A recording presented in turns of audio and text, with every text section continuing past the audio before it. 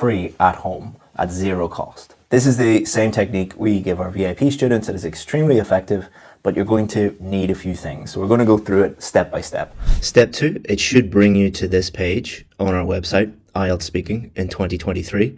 This page has a lot of information on it. What you're going to do is you're going to scroll down and you're going to keep scrolling. You're going to keep scrolling. You're going to keep scrolling until you get to IELTS Speaking topics. Now let's go back to the video and I'll show you how to click on the article you need in step 3. First of all, you're going to need practice questions, real practice questions. We're going to show you how to access those at the end of the video, so you've got those. The next thing is you're going to need either a phone or a laptop. You're going to need some kind of electronic device that will record your voice. Most laptops, most phones will be able to do this. Please don't ask, should you use a laptop or should you use a phone? It doesn't matter.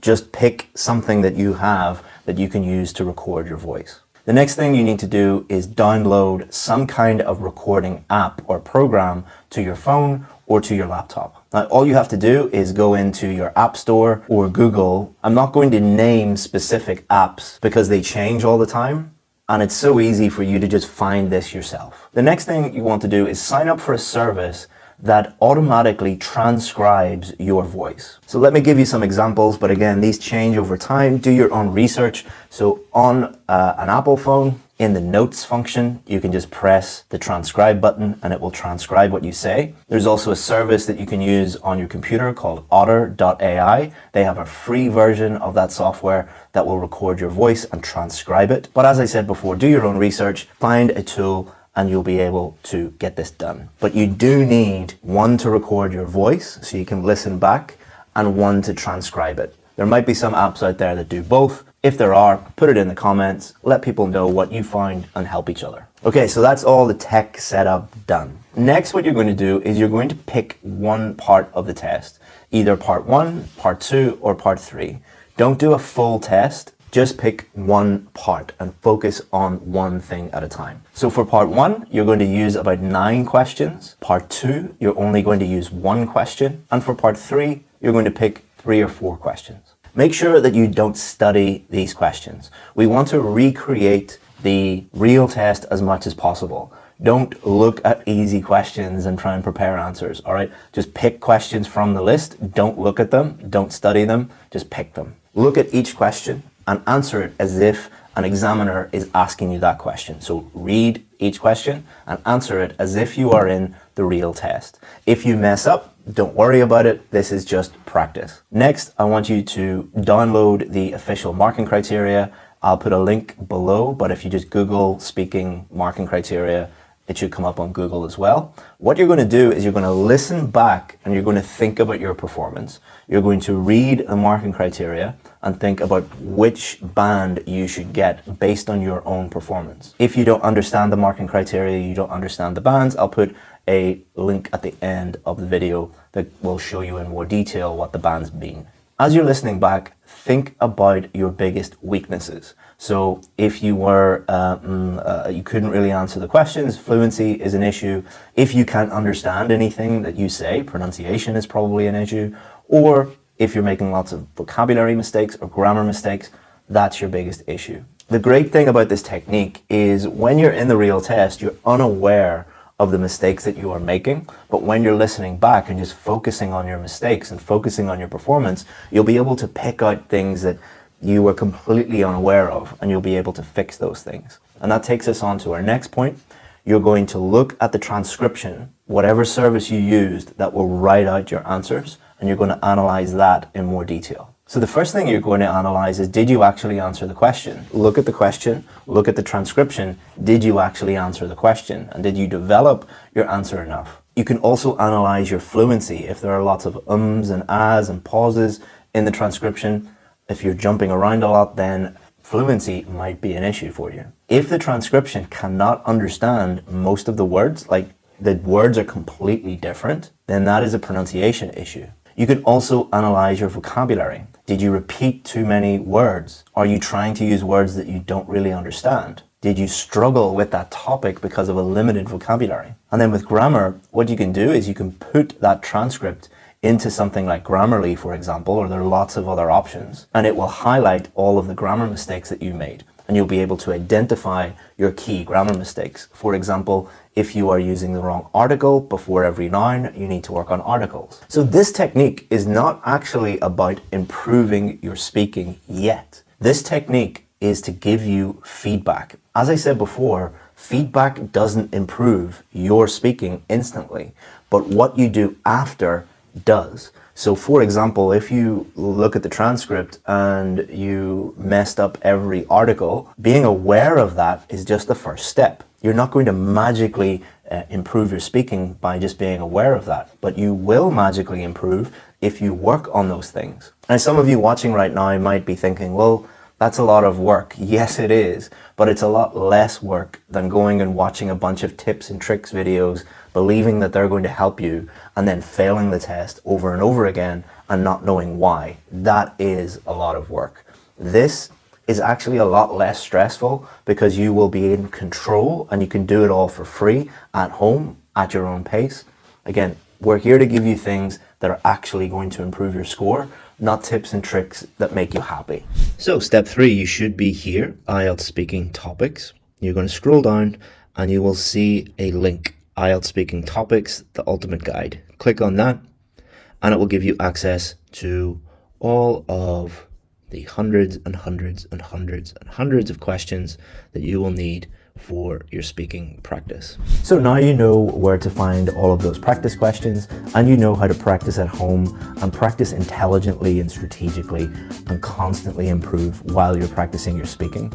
But what is really helpful for students is to understand the difference between the 3 different parts of the speaking test, because each part is asking completely different questions and requires a different strategy. So what we've done is we've created a speaking challenge, a full speaking course for you, and it covers strategies for part 1, part 2, and part 3, and it also shows you how to improve your speaking skills as well. Not only that, we also give you the opportunity to send us your speaking, and we will give you free feedback on it. So without further ado, enjoy the speaking challenge. Welcome to our speaking challenge. Over the next 3 lessons, what we intend to do is help you improve your speaking ability to a band 7, 8, or even 9. So let's get going.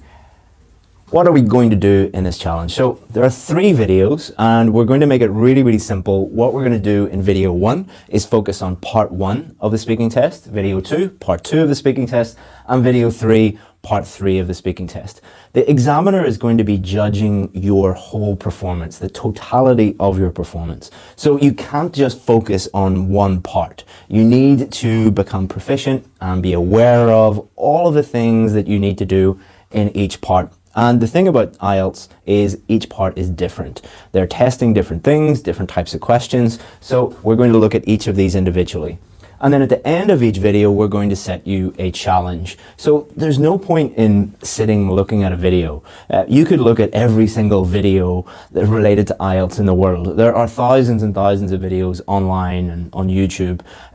And they're just really the first step. You need to do these things. So we're going to set you a challenge at the end of these videos to get you to do the things that you have learned in the video, and then you're going to improve. But not only that, we're going to get you to send us your challenges, send us your tasks, and then we'll give you feedback and you'll be able to improve even more. Our mission at IELTS Advantage is to help people improve their IELTS scores, and we will do everything we can in this short 3-day or 3-video challenge to help you improve your speaking scores. But if you need anything else, if you need help with writing, reading, listening, always feel free to just hit reply to any of our emails. We respond to every single email that you send us, and we'll help you out as much as we can if you have any questions or need help with preparation or anything.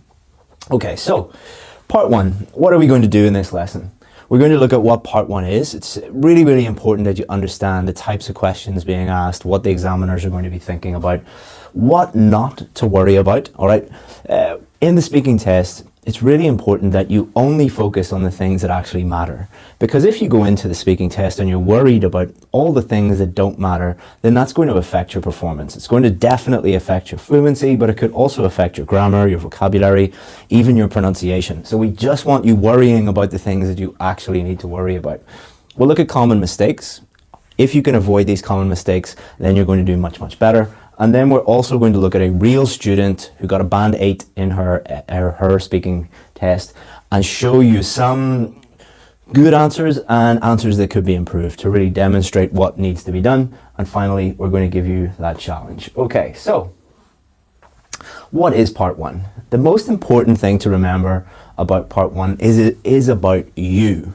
They're not going to be asking you questions about general knowledge or abstract ideas. They're just going to be asking you questions like your hometown, whether you study, what your job is, your likes and dislikes, what you do in your free time. So the best way to think about this is, imagine you started a new job or started a new English class and you met a person for the first time. Just small talk, everyday chit chat, just getting to know someone. And that is all they're going to ask you about. Now, they might throw in a few more unusual questions, like I've asked people about their favorite hat or their favorite color, and you might be like, well, what has that got to do with anything? They will throw a few strange topics at you to test your ability, but I wouldn't worry about that. Remember that every answer is you talking about you. So the important thing is you can't get it wrong. It's impossible to get any part 1 questions wrong because they are asking about you and you know more about you than anybody else. This part will last about 4 to 5 minutes. And they start off with quite easy questions like tell me about your weekend, or what you do in your free time, or what your job is, or where do you live, your neighborhood. These are quite easy questions because they don't want to immediately start with really difficult questions, because they want you to warm up and ease into this. Now, that doesn't mean that these questions are not important. Remember, you're being judged on all of your answers in total. So don't think that you can, ignore these questions or not practice them. They are very, very important. But it will only last about 4 to 5 minutes. And the examiner will ask you a range of questions. So they definitely will ask you about either your hometown or your job or your studies or your home. And then they might ask you a few other questions, but remember, they're just about you. Okay, so do not worry about it. So think about your brain as a computer. So a computer has a CPU, it has memory, it has RAM, and what happens when you open up too many tabs or too many programs at the same time? Your computer slows down. It doesn't perform very well. Your brain is exactly the same. If you're going into the test and you're worrying about 20 different things and you're thinking about 20 different things at the same time, then your brain is going to slow down. Your brain powers your mouth, which is going to produce the sound, produce the words, produce the sentences. If your brain is not working optimally because there are too many things going on, you're not going to perform very well. I have worked with students who should have got a band 8, should have got a band 9, but because their teacher was teaching them lots of things to worry about that they didn't actually have to worry about, they only got a band 6.5 because they were really suffering when it came to their fluency, their pronunciation, their grammar, their vocabulary. So here are things not to worry about. This might sound really silly. You don't have to worry about your clothes. I've seen so many articles online talking about what clothes you should wear, what shoes you should wear. It doesn't matter. They're judging your speaking, not your shoes. Your shoes. Greetings. The most popular speaking video related to IELTS on YouTube is how to greet the examiner. It has millions and millions of views, and it doesn't matter. You are not being judged on whether you shake their hand or what you say to them. The actual test that does not start until the questions begin. Okay, so don't worry about greeting the examiner. It doesn't matter what you say to them. They don't care. It's like talking to someone at McDonald's. All right, all they want to do is serve you and move on to the next person. Don't worry about the examiner. Don't worry if the examiner is not friendly. It is not their job to be your friend. It is not their job to make you happy. It is their job to listen to you and to give you an accurate band score. Some examiners will be friendly. Some examiners will be very professional, not too friendly, but not angry with you, or they don't look upset. Some examiners will look upset or they will look angry. It doesn't mean they are angry with you or they are upset with you. They maybe just had a long day. They are human beings. Or maybe they're just focusing on your pronunciation, your fluency, your grammar, your vocabulary. So often students will students that we work with on our VIP course, we work with them very, very closely, and they would email us after their speaking test and they would say, oh God, Chris, I failed. My examiner looked very angry. It's like, don't worry about that. That doesn't mean anything related to your actual score. So talk to the examiner, no matter whether they look happy or sad, as if you're talking to a friend or a family member. Just put yourself in that sort of frame of mind. Hand gestures. I use hand gestures all the time. Some people don't use hand gestures at all. It doesn't matter. You are not being judged on whether you use your hands or not. So don't worry about that at all. Eye contact. It doesn't matter if you stare at the examiner all the time or you look at your feet. It doesn't matter. It's the words that come out of your mouth. Now, the examiner is a human being. You're a human being. So just talk to them like they are a normal human being. How would you use eye contact normally? How would you use hand gestures normally? How would you use body language normally? You don't get a score for body language, eye contact, or hand gestures, and any teacher that tells you that you do, please just show them the official marking criteria and ask them where it says anything related to these. It's nonsense. But just use these as you would normally use them. These are things that you do not need to worry about. But imagine going into the test, and this happens a lot, thinking about what body language should I use, or my eye contact, my hand gestures. I hope that the examiner is happy to see me. I hope that I greeted them the right way.